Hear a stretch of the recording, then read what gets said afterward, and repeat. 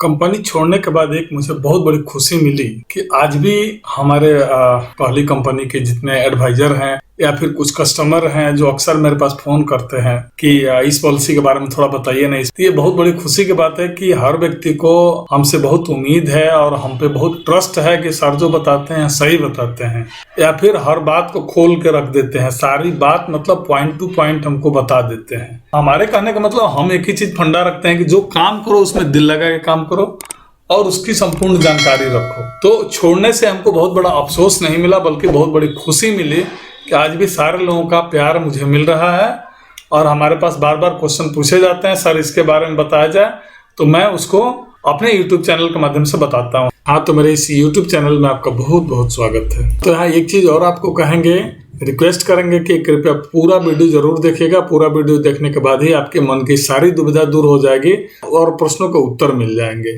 तो आगे चलते हैं। तो इस बात के लिए मुझे बहुत गर्व है और मैं गौरवान्वित हूँ कि हर बात बताने का मुझे मौका मिलता है। तो इसी तरह आज भी कुछ एडवाइजर ने हमसे कुछ प्रश्न किया कि सर डीएसपी के बारे में थोड़ा बताया जाए ना, डीएसपी की क्या क्या फैसिलिटी है। तो इसीलिए अब सोचा क्यों ना उसका वीडियो ही बना दूं जिससे हमारे एडवाइजर के साथ साथ हमारे आमजन को भी बहुत सारे फायदे हों कि पॉलिसी लेने में क्या क्या हमको अलर्ट रहना चाहिए, सतर्कता बरतना चाहिए और कितना मिलेगा कितना नहीं मिलेगा, क्या क्या फायदे हैं क्या क्या नुकसान है, हर चीज जानकारी रहेगा तो उससे ट्रस्ट बिल्डअप ही होता है। ऐसा नहीं है कि अगर हम पॉलिसी का हर बात खोल कर बता दे तो उससे नुकसान होता है या लोग पॉलिसी नहीं लेते हैं। बहुत सारे लोग पॉलिसी लेते हैं। तो इसलिए मैंने डीएसपी के ऊपर आज चर्चा करने का प्रयास किया और इसको स्टेप बाय स्टेप इसको बताने का निर्णय लिया। तो आज मैं बता देता हूँ। यही देखिए टाटा AIA लाइफ इंश्योरेंस की डीएसपी प्लान, डीएसपी बोले तो डायमंड सेविंग प्लान है, जो कि अच्छी प्लान है। कहाँ कहाँ कमी है उसको भी देखा जाए। हर चीज में कुछ ना कुछ कमी और कुछ ना कुछ अच्छाई होती है।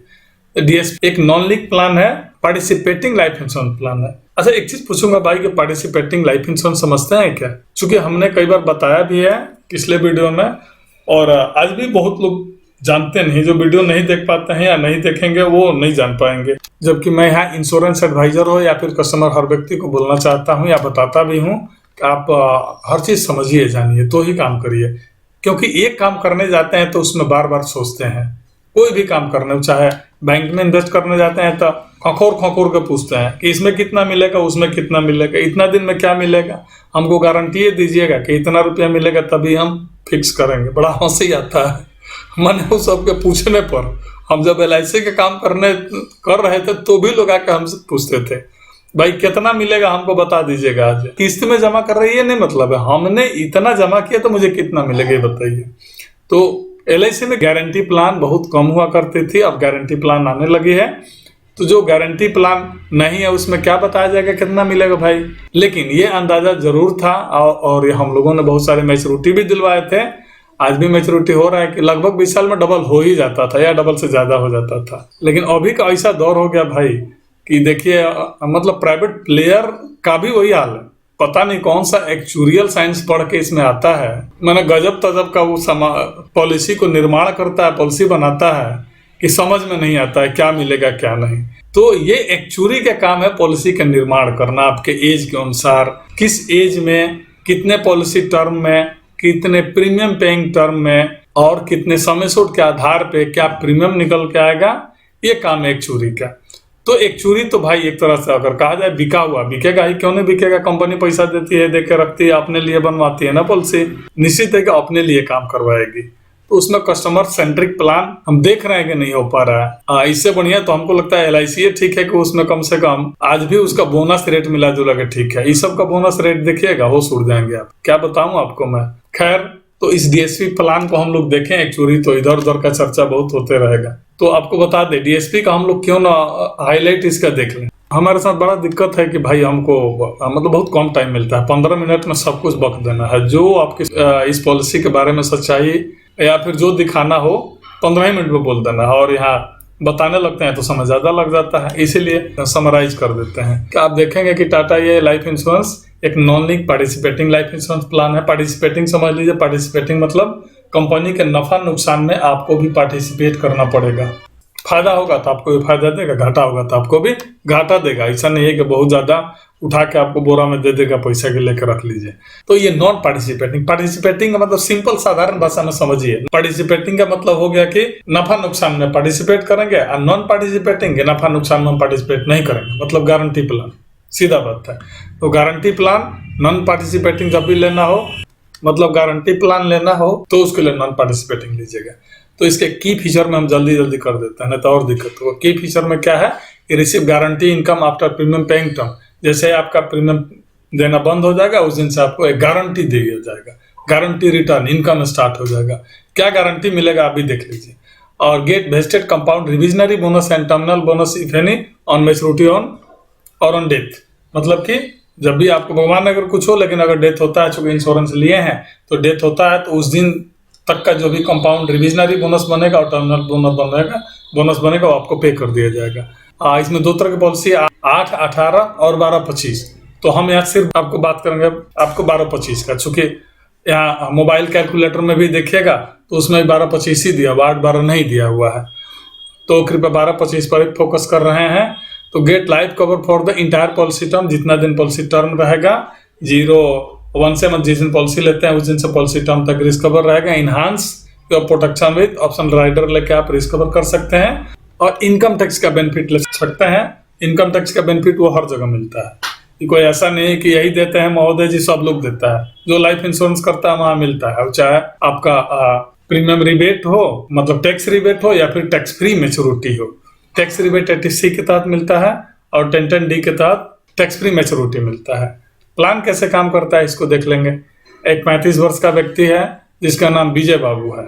विजय जी का काम है कि इन्होंने क्या किया, इनको मैनेजर साहब पुल्हा के 1 लाख रुपए की पॉलिसी दे दी, एनुअल प्रीमियम, कि भाई 12 साल जमा करिए और 25वां वर्ष में मैच्योरिटी ले लीजिएगा। बहुत फायदा है ये, फायदा महाराज, फायदा देखेंगे तो सब कुछ भूल जाएंगे। इसमें क्या किए बताएंगे, 11 लाख रुपए का आपका मैच्योरिटी है, वो समय रिस्कवर मिलेगा, मतलब समस्योड मिलेगा। 11 लाख रुपया कम हुआ जी, 11 लाख रुपया समस्योड मिलेगा, मात्र 1 लाख रुपया तो जमा करना है। तो है पेपर ऊपर लाए तो निकालिए ना, ऐसे ही बोलते हैं मैनेजर साहब, हमको भी मतलब हंसी आता है, अंदर भीतरे हंस ले। क्या बोलते हैं, पैन कार्ड आधार कार्ड लाए तो निकाले ना, बीमा कर दे, बहुत फायदा है इसमें। तो अब देखिए ना, देखिए आपको पता है कितना मिल जाएगा, 25 लाख रुपए मैच्योरिटी मिलेगा, 24,24,451। मैंने सुन के उस भाई कस्टमर को भी एकदम चकमका जाता है, गजब पैसा है इसमें। लेकिन कैसे मिलता है ये नहीं बताते हैं। हो गया कुछ हो जाए तो कितना मिलेगा ये नहीं बताता है, कि बिचुआ में पॉलिसी नहीं चलेगा तो तोड़ देंगे तो क्या मिलेगा, ये बताने का जरूरत, भाग जाएगा कस्टमर ना, इसलिए इसको जरूरत नहीं है। कैसे मिलता है बताते हैं। देखिए यहाँ एक कैलकुलेटर दिया गया है कि आप जमा करेंगे 12 साल और 13वें साल से आपको मिलना स्टार्ट हो जाए। क्या बोलेगा, एकदम 12 साल जमा करना है, तुरंत 1 साल के बाद आपको रुकना उकना है नहीं, 13वें साल से रेगुलर मिलना स्टार्ट हो जाएगा। हमको समझ में नहीं आता, आप भी देखेंगे कई लोग पूछिए देते हैं, अरे भाई अगर हमें साल में हम 12 को प्रीमियम दे दिए तो इसको भी जान लीजिए, प्रीमियम जो भी पेमेंट करते हैं ना भाई, वो हमेशा बिफोर प्रीमियम पेमेंट करते हैं। यानी 12 साल तब होगा जब 11वें साल में ही आप 12वां किस्त पेमेंट कर देते हैं, तो आपको देंगे 13वां वर्ष ना, तो बीच में आप समझिए कि 1 साल गैप है। जबकि कहना है कि तुरंत मिलेगा, ऐसा कुछ नहीं होता है। ठीक है, 13वें साल से आपको स्टार्ट हो जाएगा। देखिए यहाँ लिखा है, गेट रेगुलर इनकम इतना इतना at the end of every year for 13 years after premium paying term. Premium paying term के 13वें साल के बाद मिलना स्टार्ट हो जाता है। और ऑन डेथ पर देखिए, ऑन डेथ पर तो बहुत ज्यादा पैसा मिलता है, सही बात है। 33,89,000 मिलेगा भाई, 33,89,000 जब 1 लाख प्रीमियम देके देंगे तो बकलोल है कस्टमर कि आपको 1 लाख रुपया प्रीमियम देगा, 33,000 जब मरने के लिए पैसा लेगा तो 25,000 देके 1 करोड़ नहीं लेगा आपसे। तो इसीलिए आप ई बुड़वक बनाना छोड़ दीजिए, ये भी कहानी खत्म है। अब धीरे धीरे लोग समझदार हो गए, समझने लगे हैं कि डेथ पर हमको कितना मिलना चाहिए। तो मैच्योरिटी की बात करें ना, कितना पैसा देते हैं क्या नहीं देते हैं। तो मैच्योरिटी में अगर देखते हैं हम, हाँ यहाँ एक बड़ी मजेदार बात है, बीमा प्रीमियम लिए 1 लाख रुपया देना है हमको 12 साल, और यहाँ एक चीज यहाँ लिखा है एश्योर्ड बेनिफिट, ये देखिएगा क्या लिखा है, एश्योर्ड बेनिफिट। एश्योर्ड बेनिफिट मतलब सम एश्योर्ड नहीं, हमेशा दिमाग में रखिएगा, क्योंकि आपको कभी भी एश्योर्ड बेनिफिट पे फोकस नहीं करते हैं साहब। यहाँ अगर नहीं दिख रहा हो तो मैं दिखा देता हूँ, ये एश्योर्ड बेनिफिट है। एश्योर्ड बेनिफिट पर कभी फोकस नहीं करते हैं। यहाँ भी देखिएगा, यहाँ भी दिखाया गया है कि कंपाउंड रिविजनरी बोनस इतना रुपया 8% के हिसाब से, क्या किसी को मिला 8% के हिसाब से इतना रुपया? आज तक 8% तो किसी का बोनस है हम नहीं देखे हैं आज तक। तो ये क्या मिलेगा? 4%, 4% किसी का नहीं मिलता है। कंपाउंड रिविजन देना है तो कहाँ से देगा? कोई नहीं देता है। खैर दे भी दे तो अगर 4% मान के चलते हैं तो यहाँ टर्मिनल बोनस देख लीजिए 7,81,000। भाई भगवान भला करेंगे आपका। 7,81,000 और 8% के हिसाब से 19,40,000। ये भी समझ में नहीं आता, ना हजम होता है। तो यहाँ एश्योर्ड बेनिफिट का कहानी आपको हम बताएंगे जरूर, जो आपके लिए बहुत जरूरी है। आगे देखिए क्या होता है इसमें। आप देखेंगे कि ऑन डेथ क्या मिलता है, मतलब डेथ होने के बाद आपको दिखाया गया है क्या क्या बेनिफिट मिलता है। सम एश्योर्ड मिलेगा, कंपाउंड रिविजनरी बोनस मिलेगा। अगर तीसरे साल में डेथ हो जाता है तो छोड़ दीजिए इसको, भगवान अगर कोई मरे। लेकिन एलिजिबिलिटी क्राइटेरिया में आप देख लीजिए, एज एंट्री 0 से 50 वर्ष। दिख रहा हो तो छोटा कर दें भाई, कर देते हैं। तो इसमें आप देखिएगा एलिजिबिलिटी क्राइटेरिया में क्या दिया है, एज एंट्री 0 से 50 वर्ष तक। 0 से 50 मतलब समझते हैं, मतलब जो बच्चा जन्म लिया उसका बीमा हो जाएगा। ये लेकिन कभी नहीं बताते हैं मैनेजर साहब की रिस्कवर कब से स्टार्ट होगा, ये नहीं बताते हैं। बोलते हाँ रिस्कवर। अगर कोई पार्टी पूछिए दिया कि भाई कब से रिस्कवर मेरा बचवा का कुछ हो जाए तो क्या मिलेगा, तो बोलते हाँ एकदम जितना का बीमा है 11 लाख रुपया मिलेगा। हमको नहीं लगता है कि मैनेजर साहब कहाँ से पढ़ के आए हैं, या फिर बेवकूफ़ बनाते हैं कि किसी को स्पष्ट रूप से बताते नहीं है। चाहे कोई पॉलिसी वाला भाग जाएगा नहीं लेगा, इसीलिए नहीं बताते हैं लोग।